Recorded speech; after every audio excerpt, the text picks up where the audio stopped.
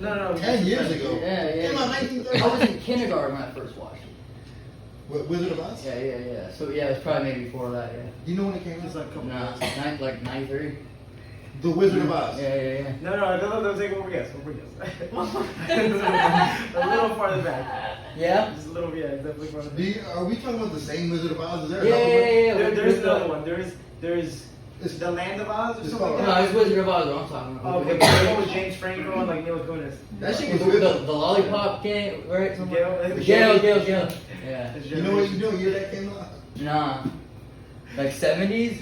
Oh, I like you. It came out in 1939. Oh. It was a book, Yeah. and the book came out in 1900, like 1901 or something like that. You weren't even born yet, huh? Nah, I was born. I that's the question. and I like how stereotypical like Latino we got. So you were born like around then, huh? Yeah. Why am I outside under the basketball hoop? One, because I'm short enough definitely to stand under it. But, you know, it's crazy. Before this practice, Dean is like, oh, we're going to shoot a small video of the basketball court outside. And I'm like, all right, cool. Well, while we were waiting, he ended up getting stuck in traffic. And Danny Jr. and I just started playing basketball. Then obviously you, Miles, came in, started playing basketball. Then Jillian came by, we all started playing basketball. And then eventually, we don't have film of that, I wish, but But the thing is, eventually we just started getting more kid-like. I go to my trunk, I pull out a football, I was like, let's throw the football around.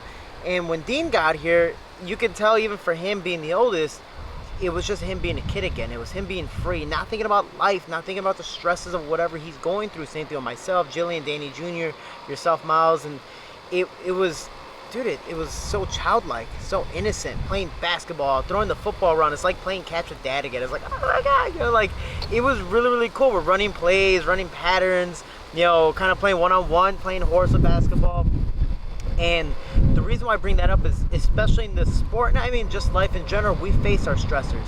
But for me, training, especially when my dad passed away, training was that time away from time, and it's always been like that. But especially when he was gone, or when he left this world, it was one of those things that, like, it was my time away from time. I didn't think about anything else. I just focused on training. The problem is I took it eventually a little too far, and I started to overtrain, and it started to hurt me, not just physically, but eventually mentally, because I was so fatigued, because I was trying to run away from the pain.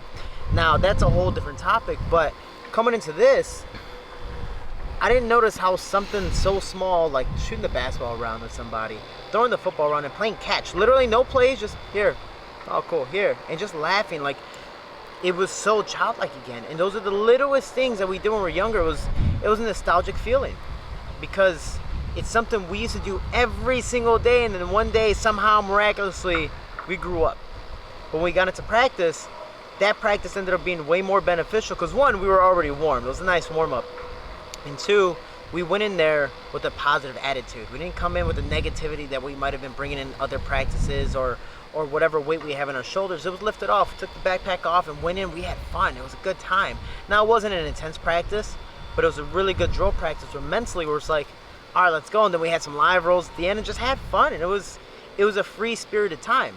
So find, and again, it's not just basketball, throwing the ball around, or whatever the case may be, but find something that makes you happy. I know Jillian's one person that loves coloring books.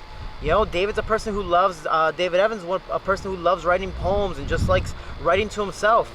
For me, it's doing childlike things. You know, so find something that makes you happy, takes you away from the time, and maybe gets you to think a little more straight, or at least to calm you down, to look at stuff more logically, logistically, instead of looking at whatever problems you're dealing with now, and those problems, you know, help kind of counteract the decisions you probably should be making, and you end up making poor life choices because you're mentally unstable. Okay, well, find something that's going to stabilize you a little bit. Go out, play some basketball, play some football.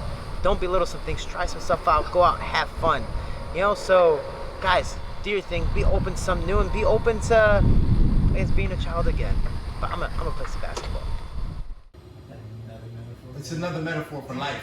Get out. No, but the metaphor, the point is this: is that if you can't move somebody else, the responsibility is on you to move yourself. Because I can't move him, so I need to move myself. The key is not letting them keep you where you are. So, but then The only other way to get space or create action is to do what? Trick them into doing something, right? So like we can also trick them into doing something. So we create action by one.